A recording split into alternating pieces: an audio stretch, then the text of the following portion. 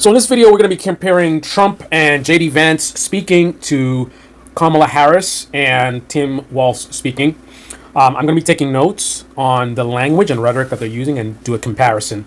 So just to give you a little bit of information about myself. So I am an independent. I'm a political dissident. I am Jamaican, and Kamala Harris is Jamaican and Indian. I'm not a fan of Kamala Harris, but I am really excited that she is now the nominee, because voting for Joe Biden would have been something that I would really, really not want to have to do just to stop Trump. So now, I don't really have a lot of faith in her. I feel like she's going to say whatever to get elected, and then she's not going to do much. But I'd much rather that than us going back potentially decades, which is what I expect from Donald Trump. But that being said, I'm going to give you the raw truth. I'm not going to try to make Kamala look better than Trump and go after Trump unfairly. I'm going to try to be as fair as possible for both. Like I said, I got a lot of problems with Kamala Harris. I think she's fake. I think she's a flip-flopper. I don't think she really stands for anything. Trump, oh my goodness. He lies all the time. He's so fake. Good evening, Philadelphia. Well, thank you.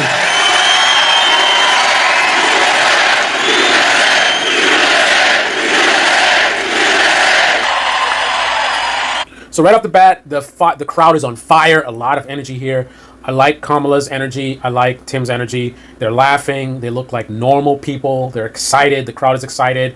They aren't wearing a bunch of Kamala hats. You know what I mean? They aren't all dressed in the same color or whatever. They just seem like just regular people in the background. So generally, I like the vibe. I did not like Kamala when she ran for president the last time. She seems so fake. Everything she did just seems so performative. I know politics, a lot of it's performative, but she just didn't seem to be very good at it. I think she's gotten a lot better, because so far so good. Let's see how this goes. Good evening. Good evening. Good evening. How many times is she going to say good evening? Good evening! Good evening, everyone. Again. Good evening. She's milking that crowd, I guess. Good evening. Again. She's milking that, Oh, it is good to be back in Cheers. Pennsylvania.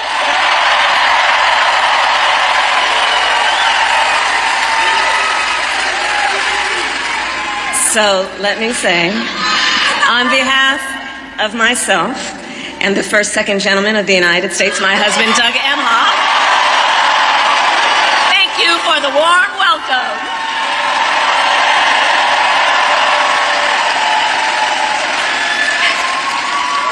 And let me just say, it's good to be here with all of the friends, all of the leaders who are here. I want to thank former Governor Ed Rendell, Senator Bob Casey, who we will re-elect this November, Senator John Fetterman, Mayor Sherelle Parker, and Chairman Jamie Harrison. And it is so good to be here with your incredible Governor, Josh Shapiro.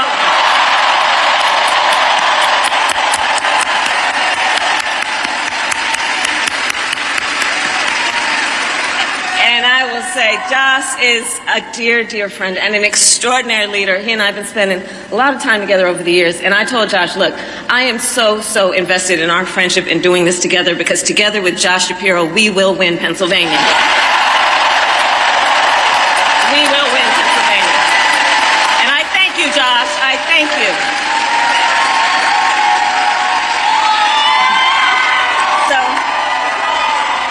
So we're 2 minutes and 37 seconds in, and so far it's all positivity.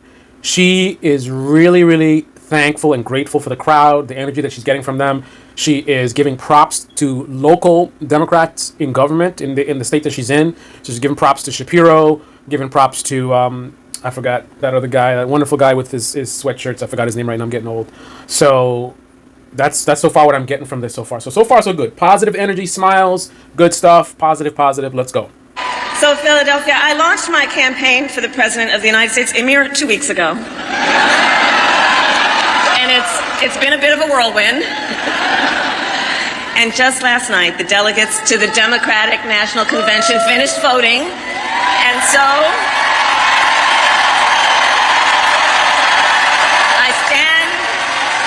High energy crowd. For you today to proudly announce I am now officially the Democratic nominee for President of the United States.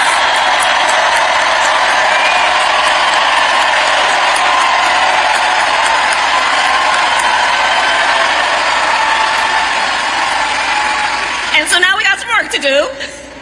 We need to move to the general election and win that. And to all the friends, listen, we also need to level set. We are the underdogs in this race. Humility. But we have the momentum, and I know exactly what we are up against.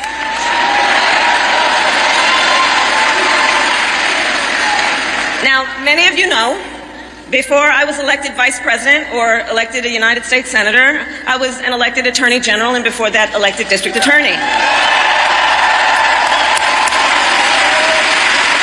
Giving her resume. And before that, I was a courtroom prosecutor. I know exactly where she's headed. So in those roles, I took on perpetrators of all kinds. So her greatest hits, like a comedian traveling across the country. Predators who abused women. Yep.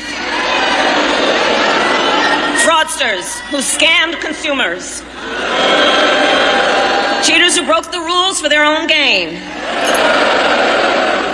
So hear me when I say,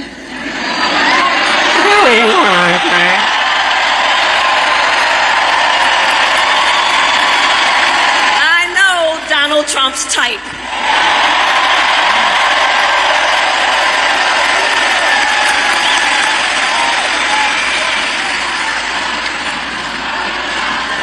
So, but let me say. So I wanna take note of something. So although she's attributing, I mean this is true, right? I mean it's not like she's just calling him names. She's pointing out things that that he's actually done, who he is as a person. But notice she doesn't overtly state, like she doesn't say Trump is a rapist, Trump is a criminal, Trump is whatever, right? She talks about types of people that she went after as a prosecutor, right? And anyone with any common sense realizes that she's attributing that to Donald Trump. But she doesn't go as far as to actually say it directly. Trump, on the other hand, wouldn't do that. Trump would be like, she's a radical, she's a this, and she's a socialist, and da-da-da-da, right? So it's interesting, the contrast. And also, notice how the crowd started with the lock him up, and she doesn't stop it, but she's not really down with it, right? She's kind of like, hang on, right? She's not like, yeah, we're gonna lock him up, and if I get elected, I'm gonna make sure he goes to jail. We're gonna put him in jail. Like, she's not doing that, right? She's not really down with the lock him up. She's like, hang on. Hold on. This campaign, our campaign, is not just a fight against Donald Trump. Right. Our campaign, this campaign, is a fight for the future. It's a fight for the future. In Pennsylvania, we fight for a future with affordable housing, affordable health care, affordable child care, paid leave. We fight for a future where we build a broad-based economy, where every American has the opportunity to own a home, to start a business, and to build wealth. So she moved very quickly, a very quick pit stop talking about Trump. Now she's moved very quickly to positive talk, talking about what she's going to do for the country, talking about moving forward as opposed to fear-mongering about Trump is a threat to democracy, and all this kind of stuff, right? So she says it's more than just about Trump. We need to help the American people. Affordable health care, paid family leave. This is 6 minutes and 27 seconds in. We fight for a future where we bring down prices that are still too high and lower the cost of living for America's families, so that they have a chance not just to get by, but to get ahead.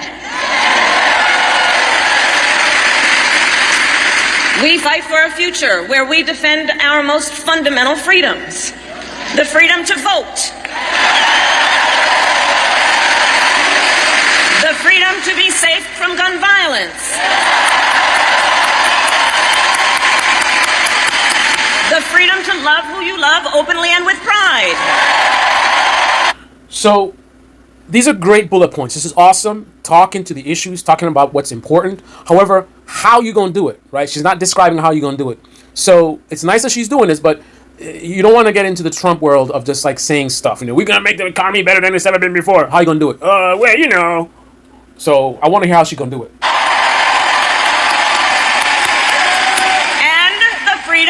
Woman to make decisions about her own body, not having her government tell her what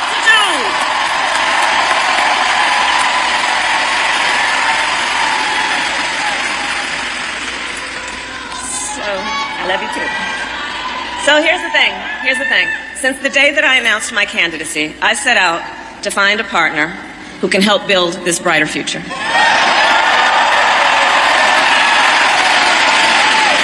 A leader who will help unite our nation and move us forward. A fighter for the middle class. A patriot who believes, as I do, in the extraordinary promise of America. A promise of freedom, opportunity, and justice, not just for some, but for all.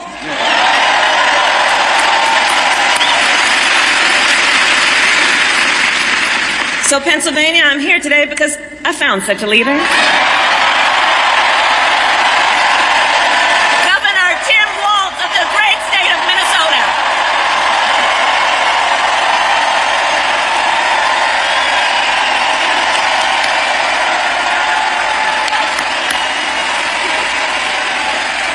So, to those who know him best, Tim is more than a governor.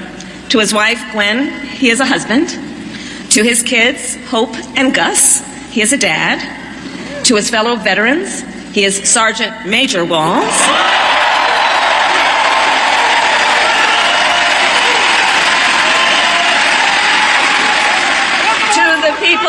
To the people of southern Minnesota for 12 years. Seems like this crowd that hates America seemed pretty excited about him being a veteran. Wow. He was congressman. To his former high school students, he was Mr. Walz.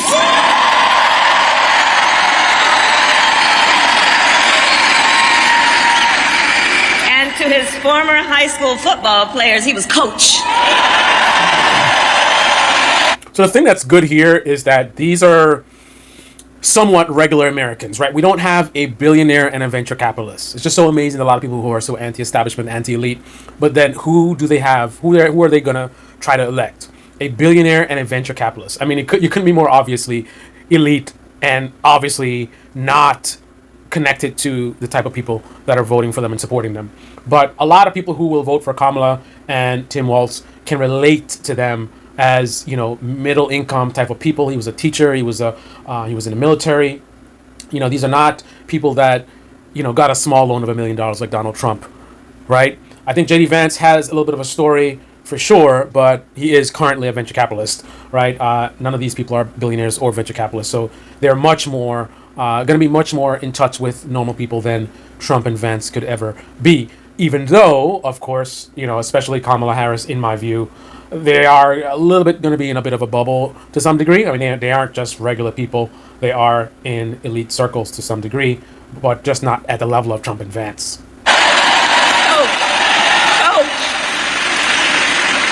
All right, so we don't want to spend too much time on this. We're going to give about 10 minutes per side. So we're going to let Mr. Walz do his thing, and then we're going to jump over to Trump and J.D. Vance.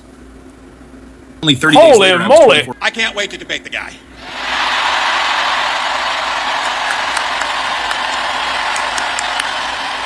So good contrast. Donald Trump is running scared from Kamala Harris, saying all kinds of stupid, again, insulting his base. Right? As if it's the lamest excuses. Oh, there's no reason to debate because everybody already knows us. You know, we didn't really know whether she's a nominee yet. He was scheduled to vote to debate Joe Biden. Joe Biden was not the official nominee at that point.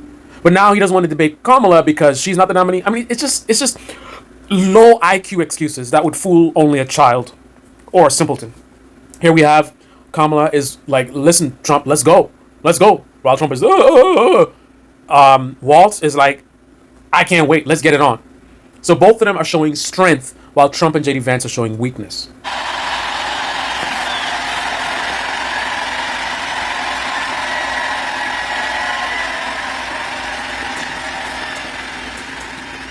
That is, if he's willing to get off the couch and show up. So, okay, that was a nice joke. That was a nice joke. He doesn't come right out and say it. For those who know, no. Look. Now, from what I understand, I think that was kind of like a fake thing. I mean, who knows? I wouldn't be surprised if he actually did do it. But the whole couch sex thing, I think somebody's trolling him or something like that, and they're just going along with it. But I don't know. Comment below. Let me know. Is it real? Is it not real? What's the deal? I got to tell you, pointing out just an observation of mine that I made. I just have to say it. You know it. You feel it. These guys are creepy, and yes, just weird as hell. That's what you see. That's what you see.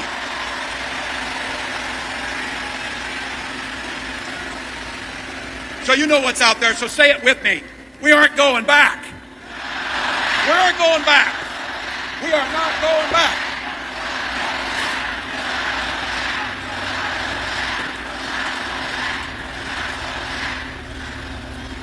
So we got 91 days. My God, that's easy.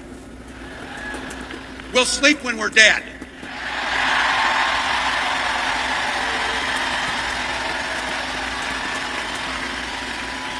Over those next 91 days, and every day in the White House, I'll have Vice President Harris's back. Every single day. And we'll have yours. You know how this works. We can't do it alone. We need you. Each and every one of you. Go over to KamalaHarris.com, get on board, because we need you. Freedom to make our own choices. This leader, this compassionate, careful, joyous leader, believes in each and every one of you.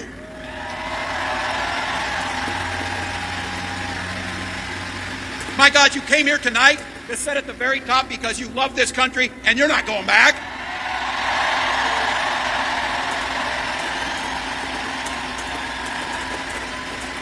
She believes in the opportunity for every single person to join the middle class.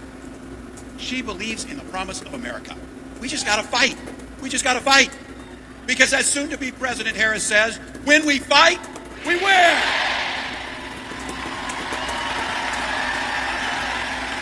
Thank you, Philadelphia. Thank you, Vice President.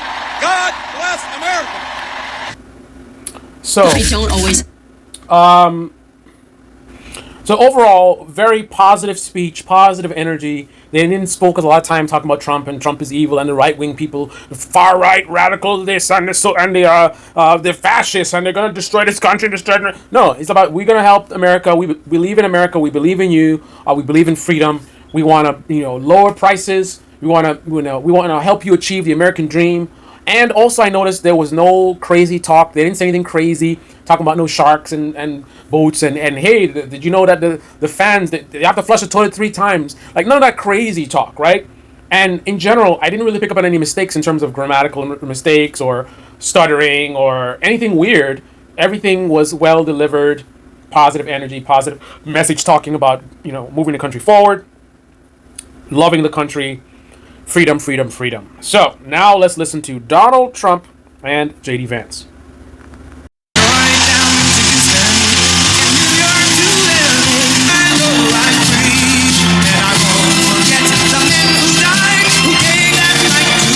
So of course I have to comment and acknowledge the fact that there's people in the crowd holding up his mugshot. Right? So already we see a contrast with what we got from Kamala Harris. I mean, the idea of holding up someone's mugshot at a rally. Wow. Well, thank you very much to the... So his crowd is on fire as well. And I do appreciate that at least they're saying USA instead of Trump, Trump, Trump, Trump. Next Vice President of the United States, J.D. Vance. He's doing a great job. They go after J.D. You know why? He's for the worker. He's for people that get out and they want to work. And frankly, they are people that have been taken advantage of, and he doesn't like it, and he's done great. He's done great. He's been everything we could have expected and much more. So, JD, thank you very much. I appreciate it. And thank you to Atlanta. I'm thrilled to be back in the great state of Georgia. I love Georgia.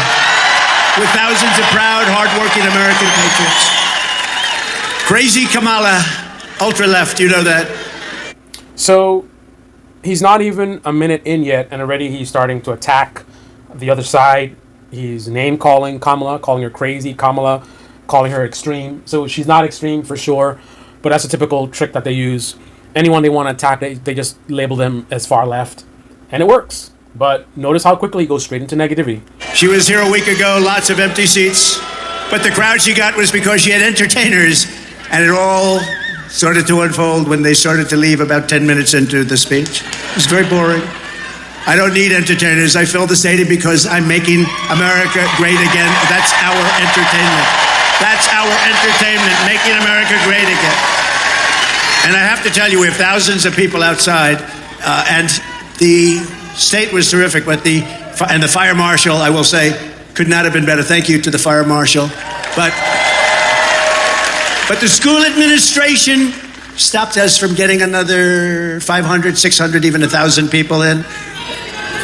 Thousands of people were told no, and that was okay, but we could have fit another 600 people. So I don't know anything about the school. I don't know anything about this school, but they could have allowed more people. You got people standing outside. Look at all the people outside. They could have come in. They could have come in. So he's attacked Kamala Harris. This is right off the bat, and now he's attacking the school, claiming that they didn't let enough people in there. So again, crying like a baby, playing victim. Big contrast with what we saw from Kamala Harris. So we're not happy. Hello out there. And then they actually push the people very far away from the building where we have beautiful cameras set up for the overflow crowds. Still talking about the crowd and attacking the school. Nothing about his message, nothing about his policies, nothing about what he's going to do for the country. Spending a ton of time talking about crowd sizes and how many people are standing and whatever. The administration of the school. So I'm not sure if I'm going to be sending anybody to the school. I'm not happy about it. If they're going to stand in the way of admitting people to our rally, just imagine what they're going to do on election day. They're not going to... And now he's right into stolen election stuff, right? Imagine what they're going to do election day, right? So is alluding to that they're going to do something to cheat in the election. So, stolen election talk. 94 days from now, we're going to win the great state of Georgia in an epic landslide. So he's not said anything. He's not said anything like extremely weird, like he has been doing. Nothing that shows dementia or anything like that yet. Just really, really bad politics, pandering, attacking, very negative energy. But so far competent. However, I think he's clearly reading from the teleprompter. And we're going to defeat crazy Kamala. There's about 19 different ways of saying it. She only likes 3. Biden never even came close. Hamala. No, it's Kamala. We're going to evict this radical and incompetent administration from the White House. They're destroying our country. We're going to save our country. We're going to save our country. So he's referring to his competition as incompetent. Incompetent. So attacks on the other side. Not talking about what he's going to do, how he's going to help the country. It's attacking, name-calling, attack the school, attacking Kamala, attacking the current administration. Yesterday, it was announced that unemployment is surging with 350,000 Americans joining the unemployment rolls just last month. Tell you what, we could end up in a depression. We could end up in World War III and a depression. How about that? So now he's fear-mongering about the economy's falling apart. Nobody has any jobs. We might go to World War III. Negative, fear-mongering.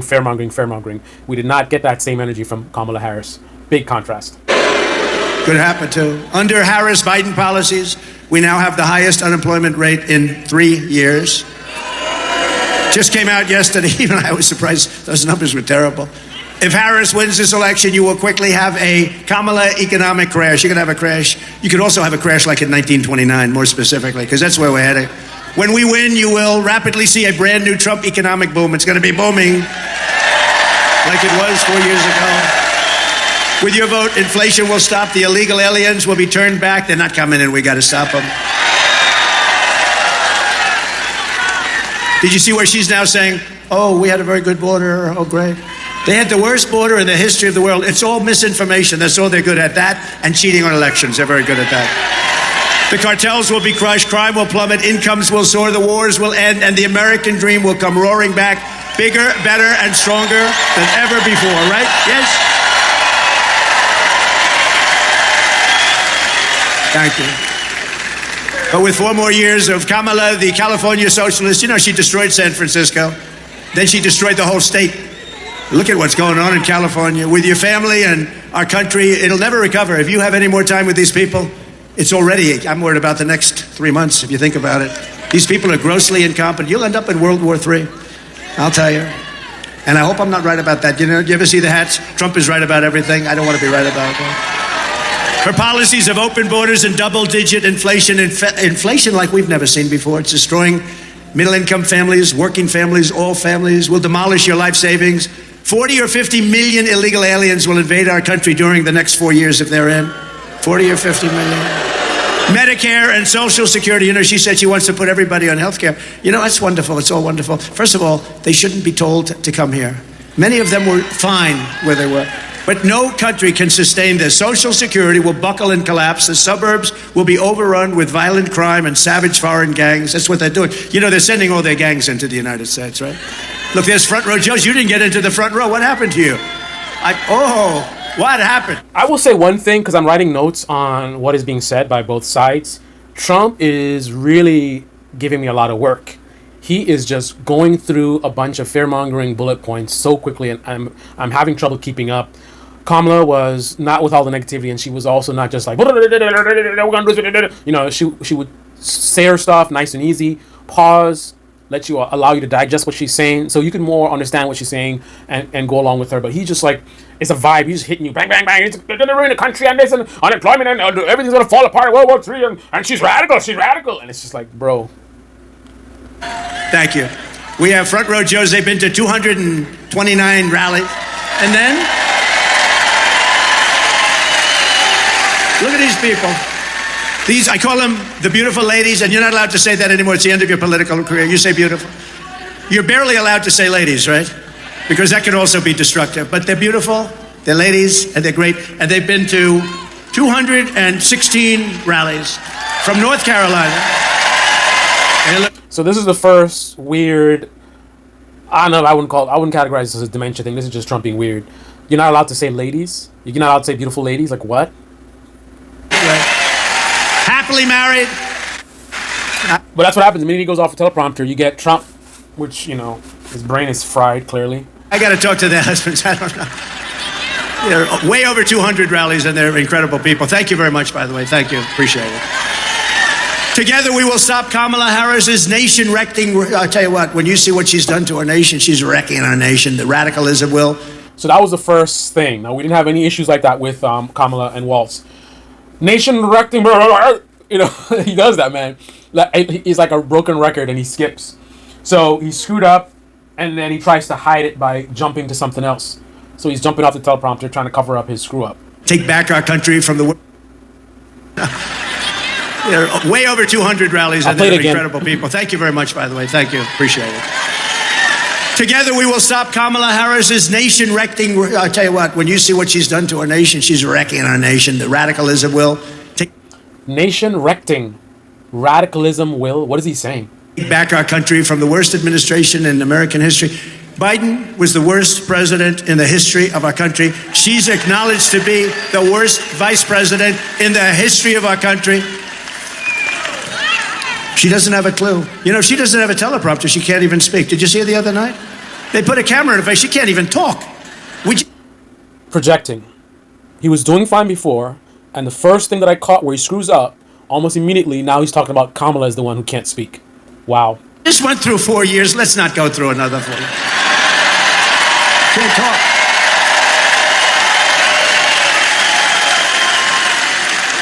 No, it's terrible. By the way, I'd like to congratulate Vladimir Putin for having made yet another great deal. Did you see the deal we made?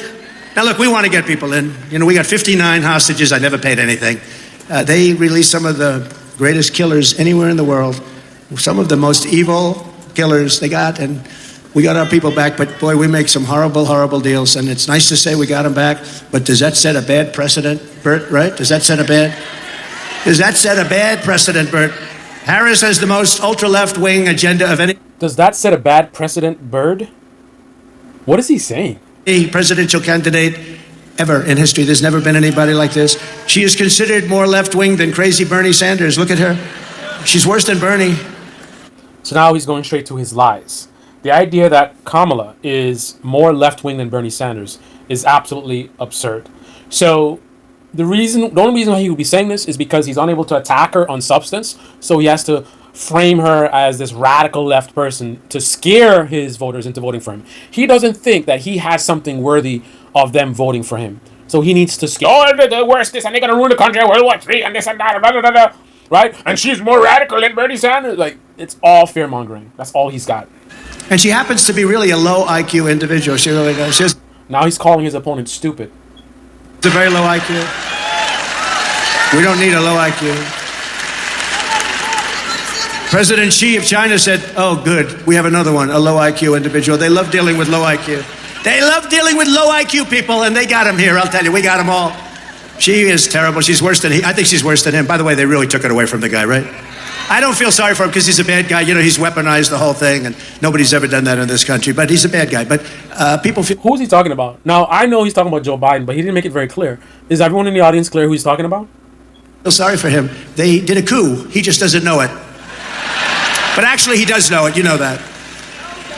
They said, Joe, you got 14 million votes. It's yours, but you're going to give it up. You're going to give it up right now, Joe. You're giving it up right now. No, I'm not. I was elected democratically. I was elected. No, you're giving it up, Joe. We're either going to do it the nice way or the hard way, Joe. You're getting the hell out. And it was the debate performance. So here's what happened in the debate. You know, there was the highest rated debate ever, and which was a great compliment.